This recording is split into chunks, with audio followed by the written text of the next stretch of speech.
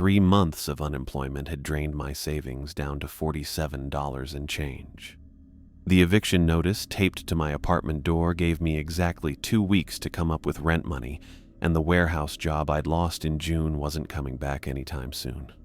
Detroit wasn't exactly bursting with opportunities for guys like me. No college degree, just a strong back and a willingness to work whatever hours they'd give me.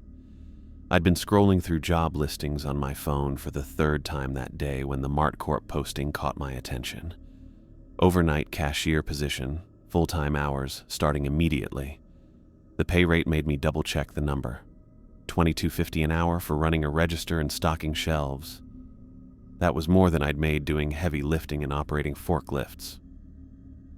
The store sat on 8 Mile Road, tucked between a gas station and a defunct auto parts shop.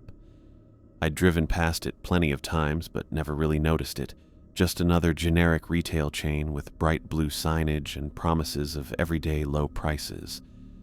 The parking lot looked freshly paved, and the building itself seemed newer than most of the businesses in the area. Robert Garcia, the store manager, met me at the customer service counter wearing a pressed MartCorp shirt and that practiced smile manager's perfect after years of dealing with difficult customers. He looked me over once, asked about my warehouse experience, and had me fill out exactly 3 forms before offering me the position. "We've had trouble keeping overnight staff," he explained, adjusting his name tag. "The hours can be challenging, and not everyone adapts well to the solitude. But you seem like someone who can handle responsibility." I signed the paperwork without reading the fine print. $22.50 an hour would cover rent and groceries with enough left over to actually build some savings again. The overnight work meant I'd be working 11 p.m. to 7 a.m., which didn't bother me. I'd pulled plenty of doubles at the warehouse and learned to sleep during the day when necessary. Robert scheduled my first training session for the following evening. I'd shadow Jim Stevens, the current overnight employee, and learn the basics of operating the store during the quiet hours. Simple enough. Handle any late-night customers, restock shelves, clean the bathrooms, and keep the place running until the morning crew arrived. I showed up Tuesday night at 10:30, changed into the MartCorp polo shirt Robert had given me, and found Jim straightening merchandise in the snack aisle. He looked older than the 52 years I'd guessed from his voice during our brief phone conversation. Deep lines covered his face like someone who'd spent too many years squinting into harsh light, and his eyes had that hollow, distant quality I'd seen in some of the older warehouse workers who'd been doing the same job for decades. "You, the new guy?" he asked, not looking up from the rack of chips he was organizing. "Michael Anderson. Robert said you'd show me the ropes." Jim nodded and continued his work. He moved with the efficiency of someone who'd performed these tasks thousands of times, checking expiration dates and rotating stock with mechanical precision. I watched him work for a few minutes, waiting for him to explain the procedures, but he stayed focused on his tasks. The first hour passed quietly. Jim showed me how to operate the register, pointed out where cleaning supplies were stored, and walked me through the process of accepting deliveries during overnight hours. Basic retail work. Nothing I couldn't handle. A few customers wandered in for energy drinks or cigarettes, and I watched Jim interact with them using the same polite efficiency he applied to everything else. Around midnight, after the last customer had left and we'd locked the doors for restocking, Jim pulled a folded piece of paper from his shirt pocket. "There are some additional guidelines you need to know about," he said, handing me the paper. "Specific to working between 2:30 and 4 a.m. I unfolded what looked like a handwritten list, the ink slightly faded and the paper worn from being handled a lot. 5 numbered items in careful block letters. 1. Do not acknowledge the man in the red sweater. He will leave on his own. 2. If you hear static from the radio system at 3 a.m., go to the storage closet immediately and lock the door. Do not come out until the static stops. 3. The crying child is not real. Do not help her. Do not speak to her. Tell her to leave and lock the door. 4. The woman covered in blood needs an ambulance. Do not call one. Do not help her. She will leave after 5 minutes. 5. Never break these rules. Your life depends on following them exactly. I read through the list twice, waiting for Jim to crack a smile or explain the joke. When I looked up, he was watching me with the same serious expression he'd worn all evening. "This is a prank, right?" I said. "Some kind of hazing thing for new employees?" "Read it again," Jim replied. "Memorize every word." The way he said it made something cold settle in my stomach. There wasn't a hint of humor in his voice, no sign that he was messing with me. He spoke like someone giving directions to a hospital or explaining how to operate dangerous machinery. "Come on, man. A crying child? A bloody woman? This sounds like something out of a horror movie." Jim took the paper back and folded it carefully before returning it to his pocket. "You'll get your own copy. Keep it with you during every shift." "Jim, seriously, what is this really about? Are there break-ins, drug addicts? Is that what you're trying to warn me about?" He shook his head and walked toward the break room. I followed, expecting him to explain the real situation. Maybe corporate policy about handling unstable customers or security procedures I needed to know about. Instead, he poured himself coffee from a pot that looked like it had been sitting there since the previous shift. "I've worked here for 3 years," he said, stirring sugar into his cup. "Had 4 different partners in that time. 3 quit after their first week. 1 didn't make it through his second shift. What happened to him? He didn't follow the rules." The way Jim said it made my skin crawl. Not angry or frustrated, just matter of fact, like he was explaining that someone had been fired for showing up late too many times. "Look, I need this job," I said. "Whatever's going on here, whatever problems you've had with other employees, I can handle it. But I need you to be straight with me about what I'm dealing with." Jim set down his coffee cup and looked at me directly for the first time all evening. His eyes weren't just tired, they were haunted, like someone who'd seen things they couldn't forget and couldn't explain to anyone who hadn't seen them too. "Between 2:30 and 4 a.m., things happen in this store," he said. "Things that don't make sense and can't be explained.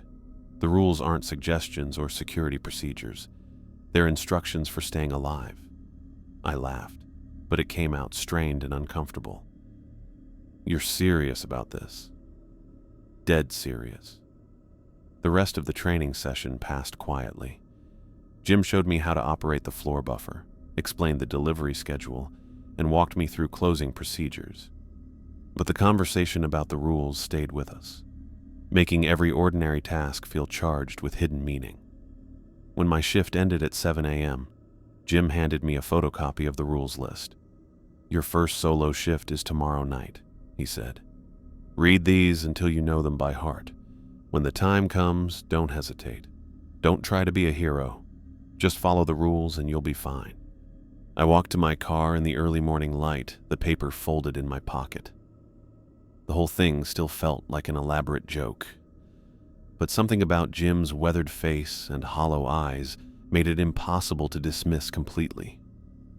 He looked like someone who'd been through something traumatic, something that had changed him in ways he couldn't fully communicate. Back in my apartment, I spread the rules list on my kitchen table and read through it again. Even in daylight, in my own space, the words carried something that made me shake slightly. I told myself it was exhaustion from staying up all night, but part of me knew better. I needed this job. $22.50 an hour would solve my immediate problems and give me time to look for something better. Whatever was happening at that store between 2:30 and 4 a.m., whatever had spooked Jim so badly, I could handle it. Rules were rules, whether they made sense or not. But as I folded the paper and tucked it into my wallet, I couldn't shake the image of Jim's eyes. They'd looked like someone who'd seen the impossible and lived to tell about it, even if no one would believe him. I had less than 18 hours before my first solo shift, and something told me I was about to find out exactly what those rules were really for. I clocked in at exactly 11 p.m., my hands steadier than I'd expected them to be. The MartCorp shirt felt strange against my skin. Too new, too clean compared to the worn work clothes I'd gotten used to at the warehouse. Robert had left a note on the register with basic reminders about closing procedures and a reminder that Jim would be back at 7 a.m. sharp. The first few hours went exactly like Jim had shown me. A construction worker stopped by for coffee and energy drinks around 11:30. 2 college students bought chips and soda just after midnight. A woman in scrubs picked up bottled water and aspirin, probably getting off a hospital shift and dealing with the kind of tiredness I knew all too well. Normal people doing normal things in a normal store. I restocked the snack aisles, moved the milk in the coolers around, and wiped down surfaces that didn't really need cleaning. Busy work to keep my hands occupied while my brain kept circling back to that folded piece of paper in my wallet. The rules felt less ridiculous now that I was alone in the building, with just the quiet buzz of refrigeration units and the occasional ping of the automatic door sensors picking up cars in the parking lot. Around 2 a.m., I found myself checking the wall clock above the customer service counter more often. 2:15, 2:20. The store felt different now. Not exactly threatening, but charged with potential. I told myself it was just nerves, just my imagination running wild because Jim had planted those ideas in my head. 2:25. I stood behind the register, telling myself I was just making sure I could handle any late customers. The rational part of my brain kept insisting this was all elaborate nonsense, some kind of test or initiation prank that corporate used to mess with new employees. 2:30 came and went. Nothing happened. I almost laughed out loud. Of course nothing happened. Ghost stories and supernatural warnings. What had I been thinking? This was just a retail job in a perfectly ordinary store, and Jim was probably having a good laugh imagining me jumping at shadows all night. The automatic doors opened with their usual electronic chime. A man entered wearing a red sweater. My throat went completely dry. He walked past the entrance without looking around, without the slight hesitation most customers showed when entering an unfamiliar space. His steps made no sound on the polished floor. Not quiet, actually silent, like he was gliding across the surface instead of walking. I gripped the edge of the register counter, my knuckles going white. The man headed toward the back of the store, moving between the aisles with that same unnaturally smooth motion. He never looked in my direction, never acknowledged my presence behind the counter, but something about his complete indifference felt more wrong than if he'd stared at me directly. Don't acknowledge him. The first rule went through my mind as I watched him disappear behind the cereal display. My instincts screamed at me to call out a greeting, ask if he needed help finding anything, perform the basic customer service routine I'd been taught. But Jim's voice cut through those impulses. He will leave on his own. Minutes crawled by. I could see flashes of red between the shelves as the man walked through the store, but his path made no sense. He wasn't shopping, wasn't looking at products or comparing prices or doing any of the things customers actually did, just moving with that silent, purposeful glide that made my skin crawl. He appeared in the candy aisle, directly in my line of sight, but somehow positioned so I could only see him in my peripheral vision. When I tried to look at him directly, my eyes seemed to slide away, like trying to focus on something in a dream. The red sweater remained vivid and clear, but everything else about him blurred at the edges. He stood there for what felt like hours, but was probably only minutes, not browsing, not reaching for products, just standing with an absolute stillness that no living person could maintain. My hands started shaking. Sweat beaded on my forehead despite the store's aggressive air conditioning. Every fiber in my body wanted to move, to speak, to do something to break the suffocating tension. Then he was walking again, that same soundless glide carrying him toward the front of the store. He passed within 10 feet of the register, close enough that I should have been able to hear his breathing, smell his cologne, notice the texture of his sweater. Nothing. Just empty space wrapped in red fabric and an overwhelming sense that something fundamentally wrong had entered my world. The automatic doors opened. He exited into the parking lot. The doors closed behind him with their normal electronic buzz. I realized I'd been holding my breath and released it in a shaky exhale. The store felt normal again, or as normal as it could after what I'd just seen. The refrigeration units resumed their background noise. The fluorescent lights stopped their barely visible twinkle that I hadn't even noticed until it stopped. What had just happened made no sense. People didn't move like that. They didn't generate that kind of absolute wrongness just by existing in space. But I'd seen it, felt it, experienced something that my rational mind couldn't process or explain. I checked the clock. 2:45 a.m. Exactly 10 minutes, just like Jim had said. My hands were still shaking when the doors opened again at 2:55. A little girl entered, maybe 8 years old, wearing a pink dress and small white shoes. Tears streamed down her face in steady rivulets, and her shoulders shook with quiet sobs.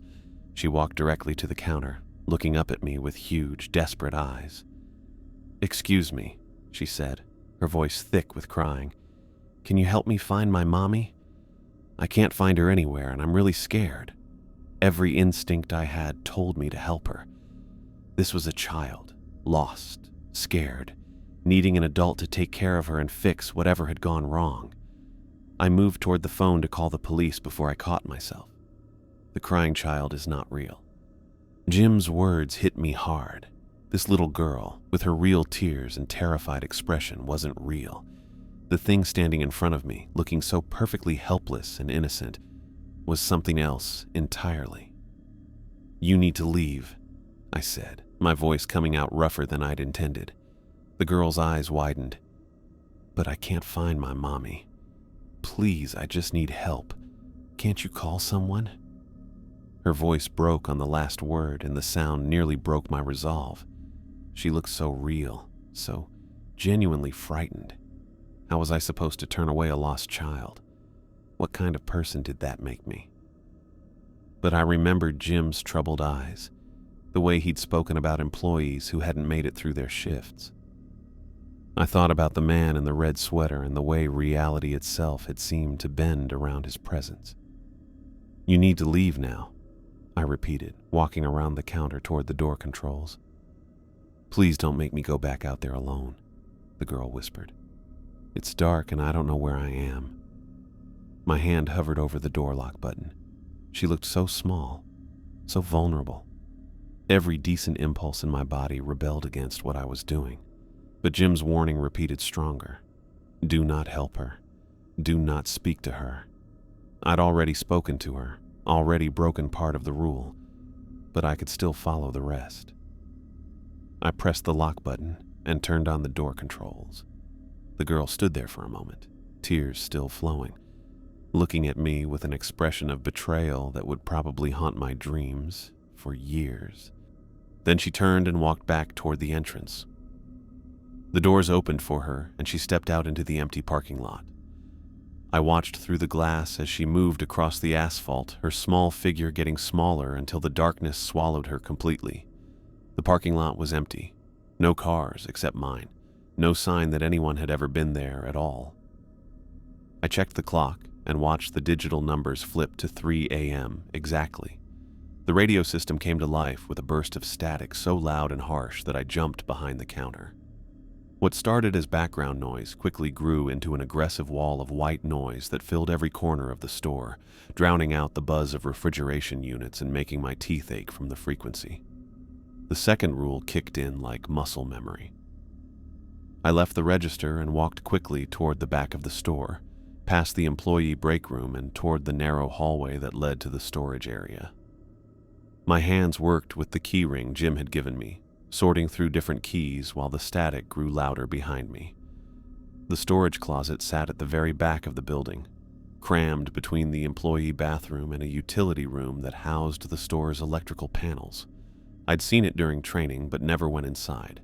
Just a cramped space filled with cleaning supplies, extra receipt paper, and boxes of promotional materials that corporate sent but never bothered to retrieve.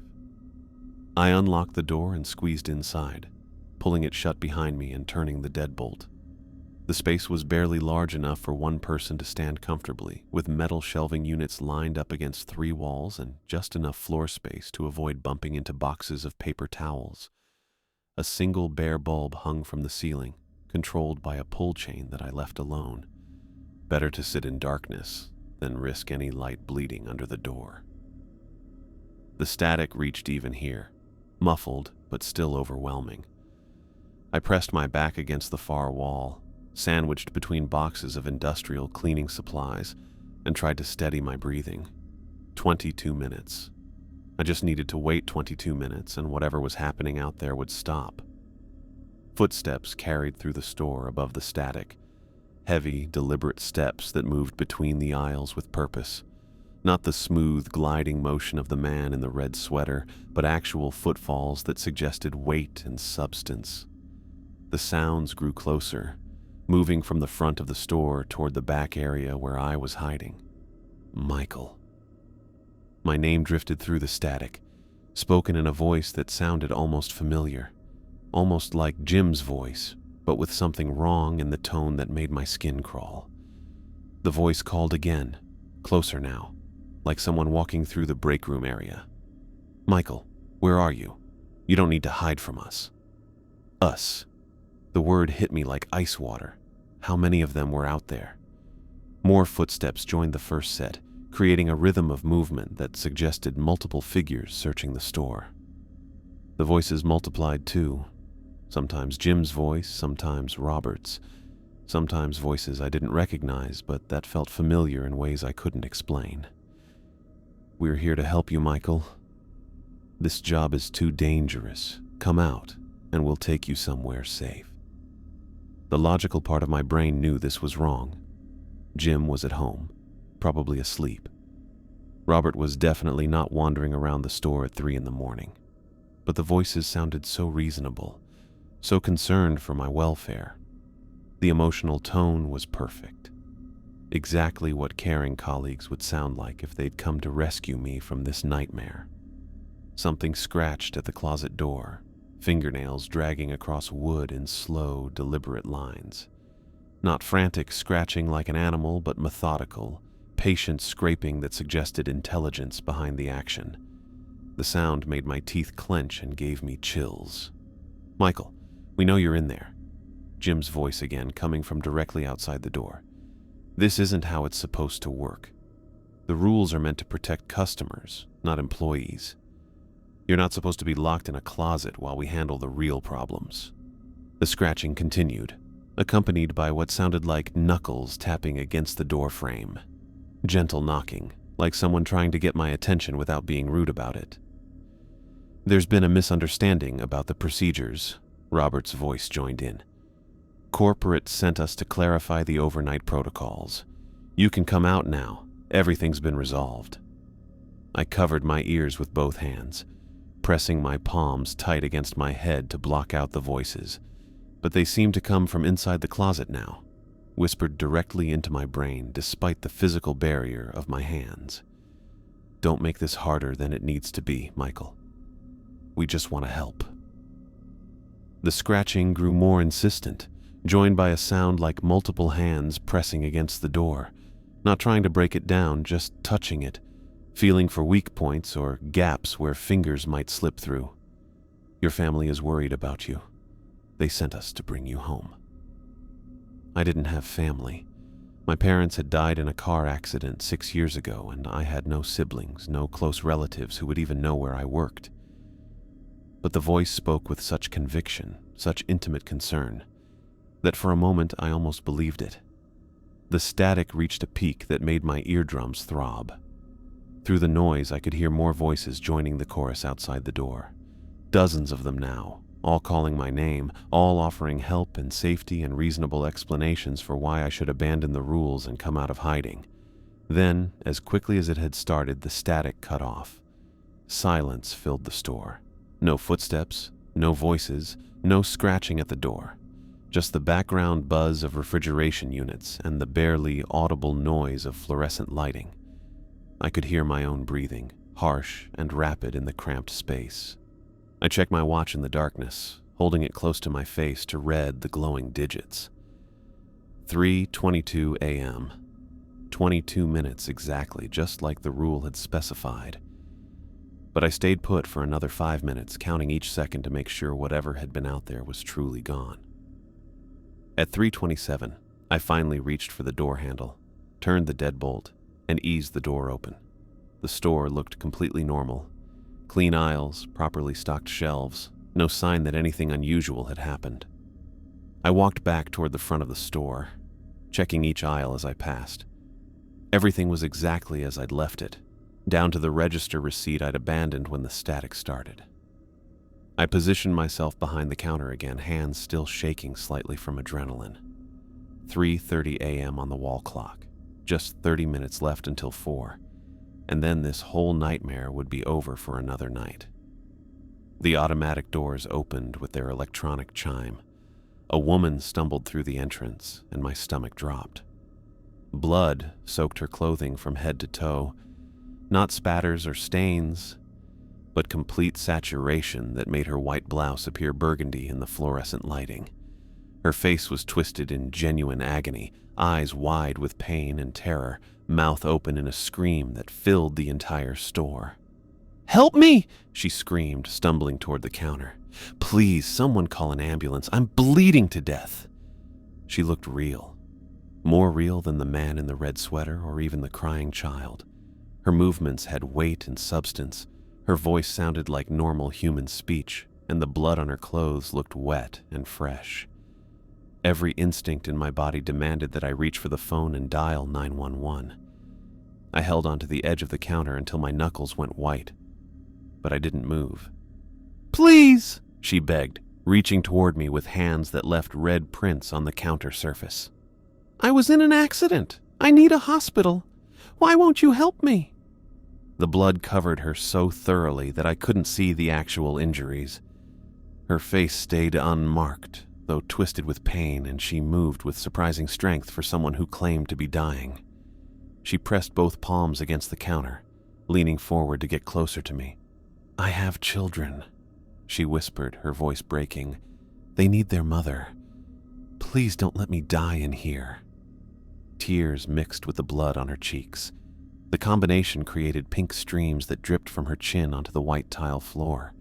She looked directly into my eyes with an expression of betrayal and desperation that made my chest ache. "Just pick up the phone," she pleaded. "That's all I'm asking. One phone call to save my life." I forced myself to look at the clock instead of her face.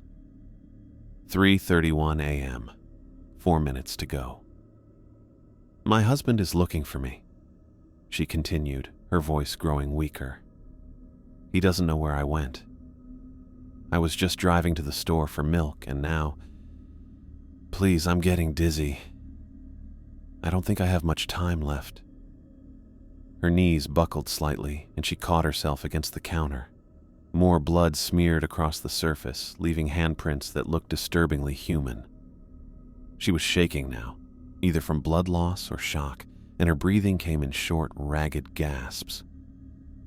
"I can see it in your eyes," she whispered. "You want to help me. You're a good person. Don't let whatever they told you turn you into someone who watches people die." 3:33 a.m., 2 minutes. The woman's strength seemed to be failing.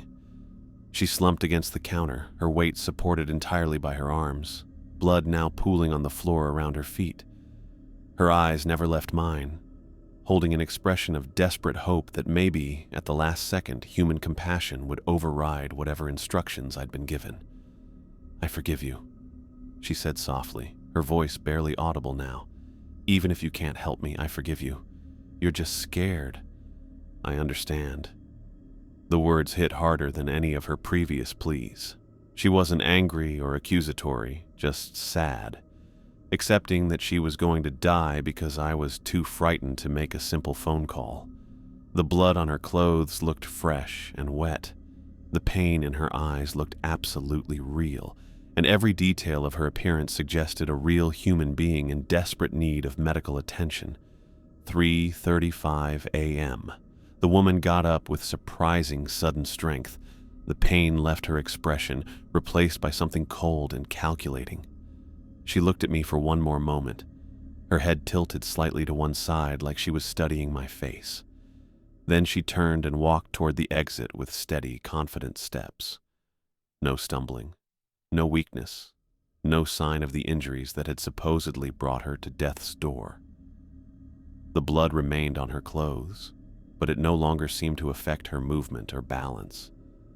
She got to the automatic doors, and they opened with their usual electronic buzz. The moment she crossed the doorway, her screams cut off completely, not fading into the distance, but stopping as abruptly as flipping a switch. The parking lot was empty. No ambulances, no police cars, no sign that a woman covered in blood had ever been there at all.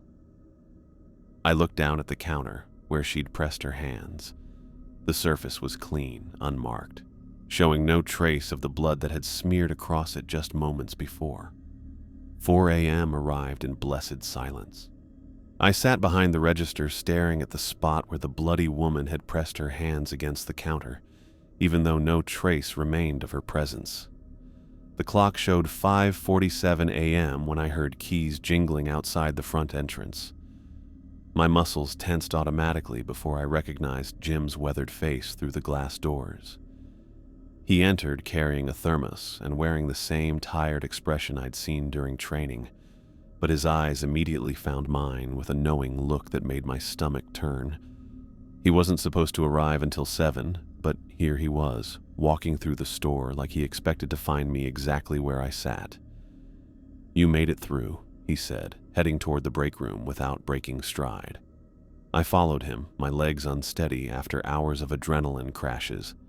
The break room felt surreal after everything that had happened, just a normal employee space with mismatched chairs, motivational posters, and a coffee maker that Jim was already operating with practiced efficiency. "What the hell was that?" I demanded, my voice hoarse from the night's stress. The man in the sweater, the kid, the woman covered in blood. What are those things?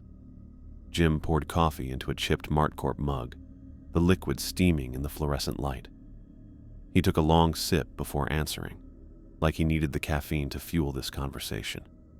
"Same things I see every night I work this shift," he said. "Same things you'll see every night if you stick around long enough." That's not an answer. It's the only answer I've got. Jim leaned against the counter, studying my face. "You followed the rules?" "Yeah, barely." My hands shook as I remembered the crying child's desperate pleas, the woman's blood-soaked clothing. But I don't understand what I was dealing with. Those things looked real. They acted real. Real enough. Jim set down his mug and walked to the storage area behind the break room, motioning for me to follow. "Real enough to kill you if you make the wrong choice." He pushed aside a stack of cleaning supply boxes, showing a narrow gap between two metal shelving units. From that hidden space, he got a small spiral notebook, its cover worn smooth from handling. The pages were filled with different handwriting styles, block letters, cursive, hurried scrawl, as if multiple people had contributed over time. Previous employees kept notes, Jim explained, flipping through pages covered with observations and warnings. Started back when this location first opened, maybe 4 years ago. Each person who worked overnight added what they learned before they moved on. Moved on or disappeared? Both. Jim's expression darkened. Last 2 years, we've had 4 people quit or vanish. 3 just stopped showing up after their first week. Never picked up their final paychecks, never returned calls. One guy named Marcus lasted almost 6 months before we found him in the storage closet. My blood went cold. Found him how? Dead.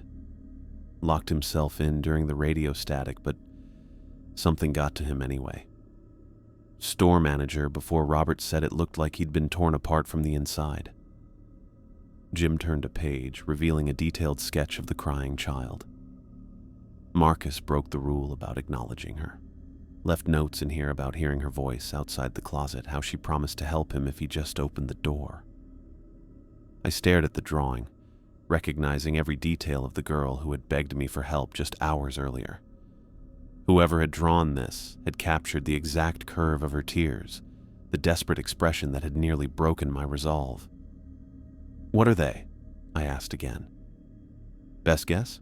Leftover pieces of something that happened here before Martcorp bought the land."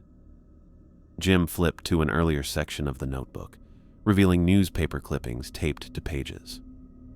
This whole area used to be Riverside Psychiatric Hospital, closed down in 1986 after a series of incidents that the state never fully investigated. The newspaper headlines made my skin crawl.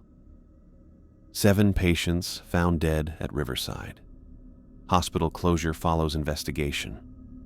Psychiatric facility's dark history revealed.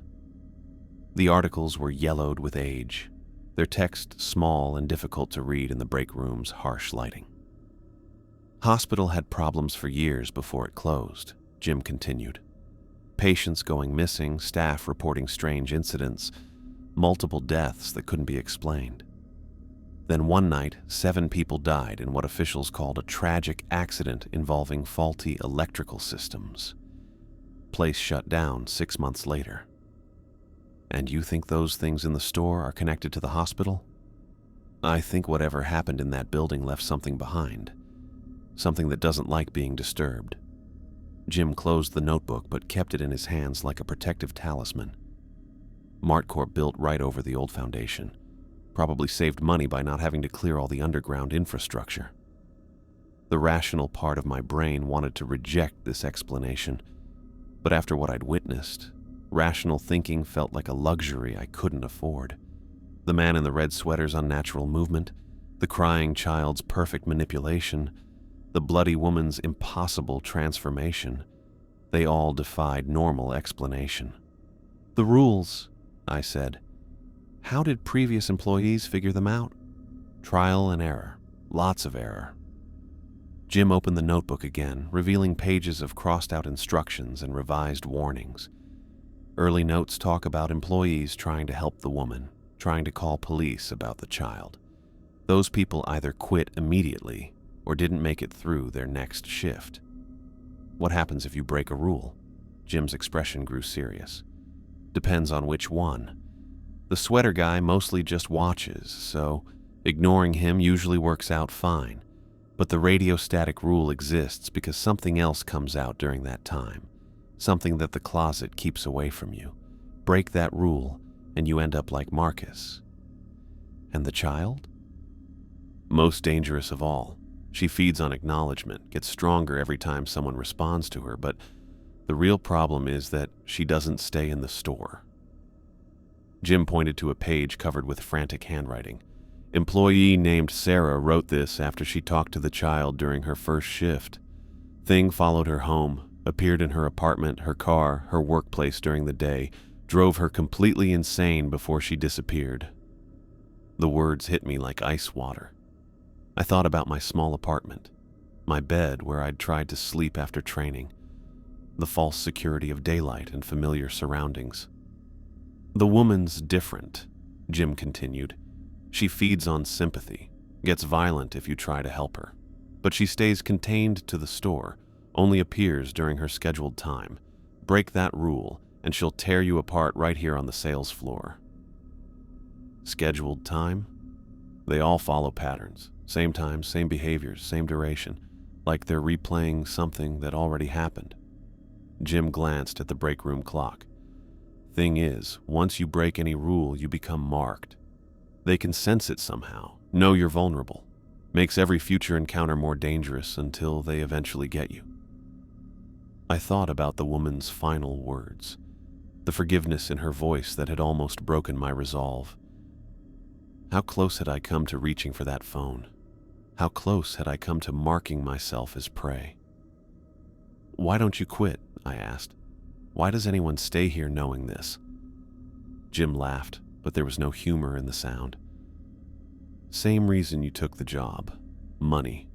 Martcorp pays triple what other retail positions offer because they can't keep overnight staff. Corporate knows something's wrong with this location, but they don't care as long as the store stays profitable and they can maintain plausible deniability about employee turnover. Robert knows? Robert hired you without mentioning any of this, didn't he?" Jim's tone carried bitter resignation. He knows. Management always knows. They just don't care as long as someone's willing to work the shift, and the insurance claims don't get too expensive. The coffee in Jim's mug had gone cold, but he didn't seem to notice.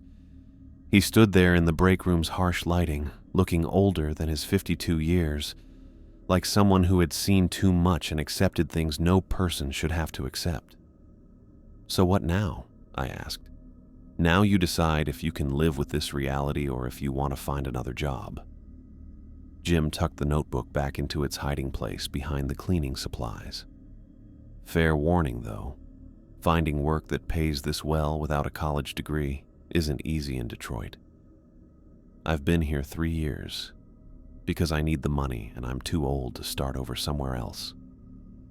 And if I stay, then you memorize every rule in that notebook, you follow them exactly, and you hope you're strong enough to survive the learning curve." Jim met my eyes directly, because the moment you make a mistake, the moment you let compassion or fear override those instructions, you become another cautionary tale for whoever replaces you. His words hit me hard. 3 more hours until my official shift ended, then home to an apartment I might never feel safe in again. But the alternative was unemployment, eviction, and the slow collapse of everything I'd tried to build since losing my warehouse job. Jim finished his coffee and rinsed the mug in the break room sink. "Your choice, Michael. But whatever you decide fast. Because if you're coming back tomorrow night, you need to be mentally prepared for what you're walking into." He headed toward the sales floor to begin his day shift duties, leaving me alone in the break room with the hidden notebook and the terrible knowledge of what lurked in the darkness between 2:30 and 4 a.m. I clocked in at exactly 11 p.m. for my second shift, the familiar weight of the Martcorp polo shirt feeling less strange than it had just 24 hours earlier. Robert had left the same note about closing procedures, but this time I barely looked at it. The real instructions were folded in my wallet, 5 rules that had kept me alive through my first encounter with whatever haunted this place. The early hours followed the same pattern Jim had shown me during training. A delivery driver picked up energy drinks around 11:30. 2 teenagers bought candy and soda just after midnight, their conversation about some party they were heading to, sounding impossibly normal after everything I'd learned about this building. I restocked shelves and cleaned surfaces while keeping one eye on the wall clock, watching the minutes move toward the time when ordinary retail work would turn into something else entirely. 2:15 a.m. came with no fanfare. I set myself up behind the register, hands steady on the counter surface, reminding myself that I knew what to expect now. The man in the red sweater would arrive first, moving through the store with his strange glide, testing my resolve to ignore him completely. 2:30 came and went in silence. My confidence dropped slightly. Had the schedule changed? Jim's notes had been specific about timing, and the previous night had followed the pattern exactly. The automatic doors opened at 2:34. The man in the red sweater entered with the same quiet movement I remembered, his feet making no contact with the polished floor as he passed the entrance. I kept my eyes on the register display, fighting every customer service instinct that wanted me to acknowledge his presence. He moved between the aisles exactly as before, that purposeful glide that suggested he was searching for something specific but would never find it. I caught glimpses of him in my peripheral vision, the bright red fabric, the unclear features that seemed to blur whenever I tried to focus directly. He stayed in that impossible stillness in the candy aisle for several minutes before starting his walk through the store again. When he finally left at 2:44, I felt the familiar relief as normal sounds came back to the building. 10 minutes to prepare for the child. I wiped sweat from my forehead and checked that the storage closet key was easily accessible on my belt. The rules were clear, and now I understood the consequences of breaking them. No matter what emotional manipulation she tried, I would not acknowledge her presence. The doors opened again at 2:48. The crying child entered, but something was wrong immediately. She looked older than before, maybe 10 or 11 instead of 8, with longer hair that hung in tangled strands around her face. Her pink dress looked faded, and dirty, like she'd been wearing it for days. The tears streaming down her cheeks looked real, but her expression carried a worry that felt more intense than during our previous encounter. She walked directly to the counter as expected, but her movements seemed less controlled, more frantic. When she looked up at me with those wide, wet eyes, her voice cracked with exhaustion. "Please, I need help finding my brother. He's only 6 years old and he's been missing for 3 days. I've been looking everywhere, but I can't find him alone." The words hit me differently than her previous pleas. This wasn't the generic cry for help that Jim had warned me about. This was specific, detailed, involving another child who might be in danger. Her voice had real fear in it, not just for herself, but for someone she was trying to protect. I saw him last near the old playground behind the hospital, but when I went back, he was gone. There are bad people in that area at night, and he's so little. Fresh tears spilled down her cheeks as she pressed her hands against the counter. I'm scared something terrible happened to him. My hands gripped the register tighter. Every rational part of my brain screamed that this was exactly what Jim had warned me about. The entities knew how to manipulate human compassion, how to create scenarios that would make breaking the rules feel morally necessary. But the details felt too specific, too real.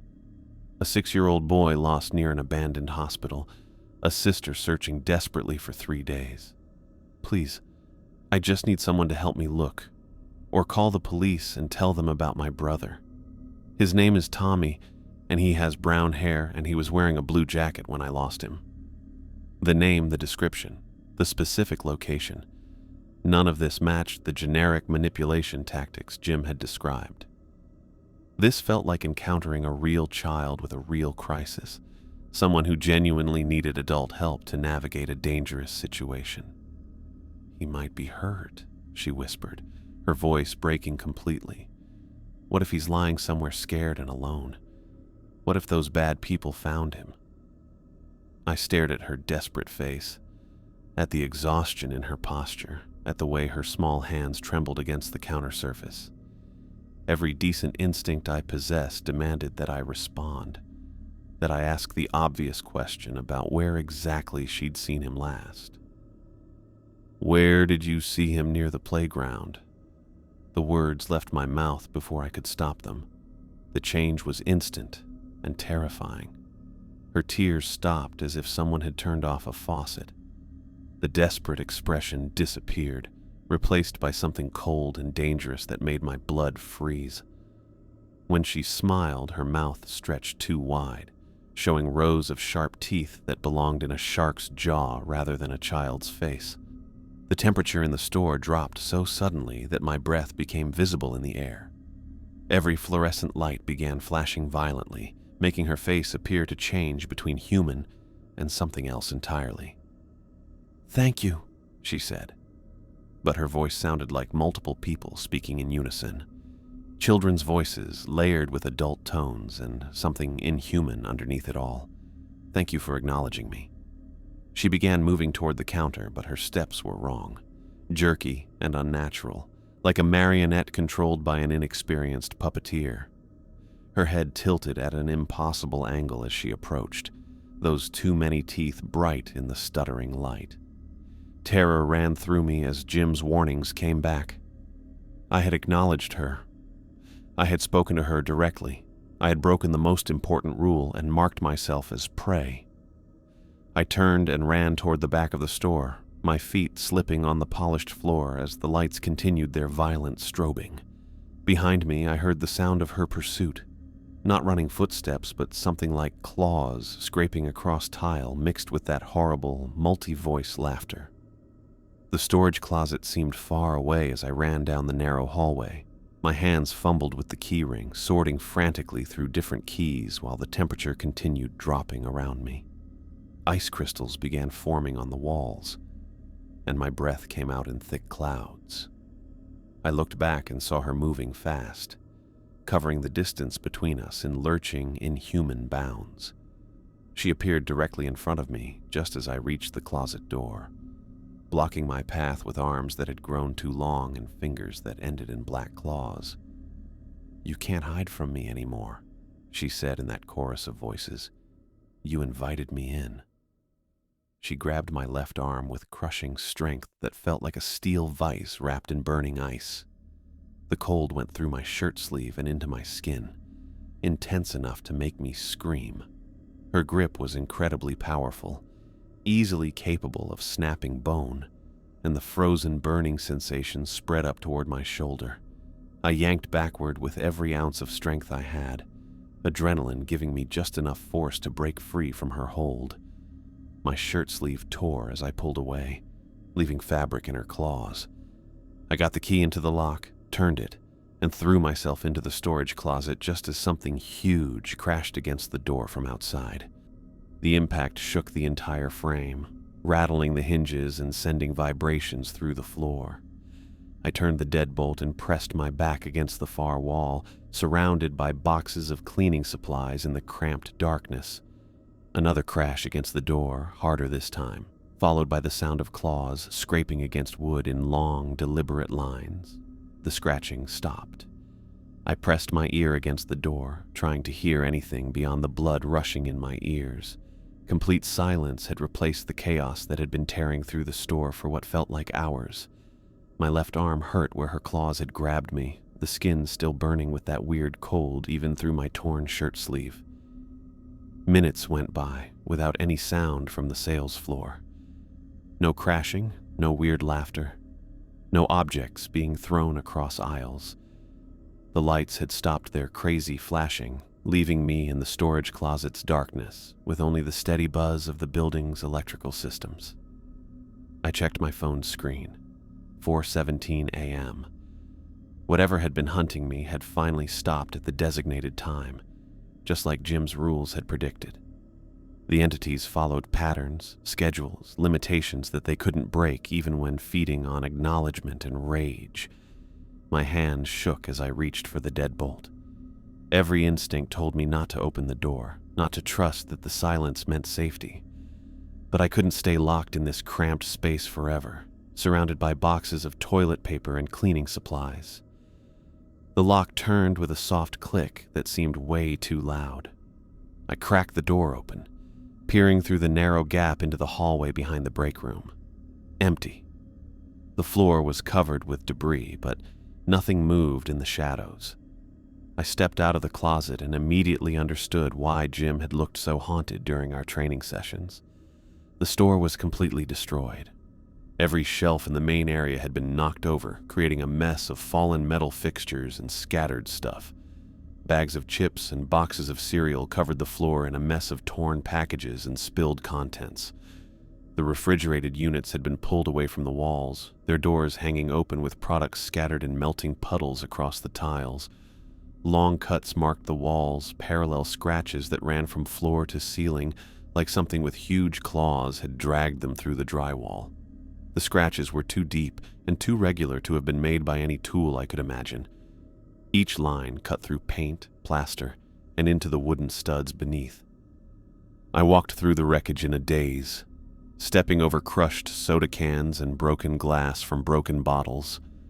The register area where I'd been standing when she first appeared was completely demolished. The counter had been ripped apart, its surface peeled back in long strips, and the register itself lay on its side 20 feet away with its cash drawer hanging open.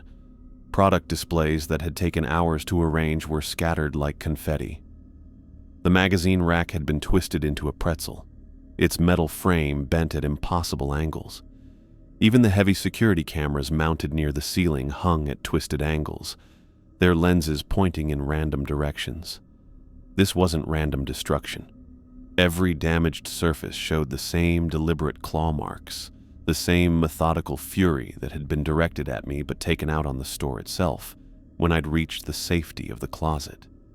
I found my reflection in one of the few unbroken mirrors near the pharmacy section. My face looked pale and tired, with dark circles under my eyes that hadn't been there yesterday. The torn sleeve of my MartCorp shirt hung in tatters, revealing red welts on my forearm where her claws had grabbed me. The marks formed a perfect handprint of frozen burns that would probably scar. Keys jingled at the front entrance. I turned to see Jim unlocking the doors, carrying his thermos and wearing an expression of grim understanding rather than shock. He looked over the destruction with the practiced eye of someone who had seen this before, nodding slightly as he took inventory of the damage. "You made it through," he said, the same words he'd used after my first successful shift. But this time they carried different weight, acknowledging something more significant than simply following the rules correctly. "She destroyed everything." My voice came out hoarse and shaky. How do we explain this to Robert? To corporate? Jim set down his thermos and walked to a supply closet I hadn't noticed during training, one hidden behind the customer service counter. He produced a key from his belt and opened it, revealing industrial cleaning equipment, replacement shelving units, and boxes of common merchandise, everything needed to restore a completely demolished store. "This isn't the first time," he said, pulling out a heavy-duty shop vacuum. "Company keeps emergency supplies at locations with high employee turnover. Officially, it's for vandalism incidents and equipment failures. Unofficially, management knows exactly what causes this kind of damage." "How often does this happen?" "Depends on how many new employees break the rules." Jim began setting up the vacuum, his movements efficient and practiced. "Most people quit after their first encounter with the man in the sweater. Few make it far enough to deal with the child. Even fewer survive acknowledging her directly." I watched him work, noting how he automatically avoided stepping on certain areas of debris, like he knew which parts of the floor might still be dangerous. Everything about his approach suggested this cleanup routine was as familiar to him as operating the register or restocking shelves. "The scratches in the walls," I said, pointing to the deep gouges that had torn through multiple layers of material. "How do you explain those?" "Earthquake damage. Detroit gets minor tremors every few years, enough to create structural issues that need repair." Jim's tone was matter-of-fact, like he was reciting from a prepared script. "Insurance covers it as natural disaster damage, and the construction crews that come in to fix the walls never ask too many questions if they're paid well enough." He handed me a push broom and began attacking the scattered merchandise with systematic efficiency. "Thing is, acknowledging the child changed your situation permanently. She marked you, which means all the entities will be more aggressive toward you from now on. They can sense it somehow. Know you're vulnerable." My stomach dropped. "More aggressive how?" "The man in the sweater might try to make eye contact. The radio static could last longer than 22 minutes. The bloody woman might not wait for you to offer help before she attacks." Jim paused in his cleaning to look at me directly. "And the child will keep testing you, pushing harder each time to see if she can break you completely." What he was saying hit me hard. I had survived one encounter, but I'd also painted a target on myself that would make every future shift way more dangerous. The job that had seemed manageable under Jim's rules had become something else entirely. "So I should quit," I said, more statement than question. "That's one option." Jim resumed sweeping, creating neat piles of debris in areas where the floor was least damaged. "Other option is accepting that you're strong enough to handle this reality and learning to live with it." "Strong enough?" "You broke the most dangerous rule and made it to the closet alive. That puts you in a very small category of people." Jim's tone carried grudging respect. "Most employees who acknowledge the child don't survive the encounter. They either get torn apart on the sales floor or they break down mentally and walk into traffic the next day." I thought about the crushing grip of her claws, the inhuman strength that could have snapped my bones, the burning cold that had seared through my shirt. I'd escaped by pure luck and adrenaline, not any special strength or skill. "The pay is triple minimum wage because no one else will do this job," Jim continued. "Corporate knows exactly what they're dealing with, and they factor the supernatural hazards into the compensation structure. Hazard pay for hazardous work." We worked in silence for nearly an hour, putting the store back together piece by piece. Jim showed me how to bend the twisted shelving back into working shapes, how to sort damaged stuff from things we could still sell, how to patch the wall scratches with spackling compound that would hide the damage until real repair crews got there. The work felt oddly calming after the scary hours we'd just been through. Each fixed shelf, each swept aisle, each product we put back felt like taking back normal life from the weird chaos that had taken over. By the time we finished, the store looked almost normal, a little rough around the edges, but good enough to open for business. Jim checked his watch as we threw away the last bags of ruined stuff in the dumpster behind the building. The Detroit skyline was starting to get brighter with the first signs of dawn, coloring the empty parking lot in shades of gray and gold that showed regular daylight was coming. "Robert will be here in 30 minutes, he said, pulling the folded rules list from his shirt pocket. "You need to decide if you're coming back tonight or if this was your last shift." I stared at the piece of paper that had kept me alive through 2 encounters with impossible entities. The 5 rules that Jim had inherited from previous employees, refined through trial and error and written in the blood of people who hadn't been strong enough or fast enough or lucky enough to survive their mistakes. "If I stay," I said, "what happens next?" "You follow the rules more carefully than you've ever followed anything in your life. You accept that some nights will be worse than others, and you learn to live with the knowledge that your workplace is haunted by things that want to kill you." Jim held out the paper. "And maybe, if you survive long enough, you help develop new rules for whoever comes after you." The morning air felt cool against my face as I thought about the choice. Quit now and face unemployment, eviction, and the slow collapse of everything I'd tried to build since losing my warehouse job. Or stay and accept that supernatural terror was now part of my daily reality, something to be managed and survived rather than understood or defeated. I took the rules list from Jim's outstretched hand. The burns on my left arm throbbed with each heartbeat, a permanent reminder of what happened when compassion overrode survival instincts. "Same time tomorrow?" I asked. Jim nodded, but his expression stayed serious. "Same time. But remember what I told you about being marked. Every encounter from now on will test you differently, push harder against your resolve. The entities know you're vulnerable, and they'll use that knowledge." Robert's car pulled into the parking lot just as Jim finished speaking. The store manager climbed out wearing his pressed MartCorp shirt and practiced smile, looking like any other retail manager arriving for a normal day of business.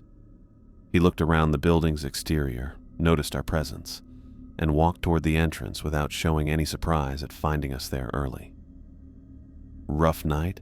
he asked, unlocking the front doors. "Nothing we couldn't handle," Jim replied. Robert nodded and disappeared into the store, already focused on whatever normal managerial tasks filled his daily routine.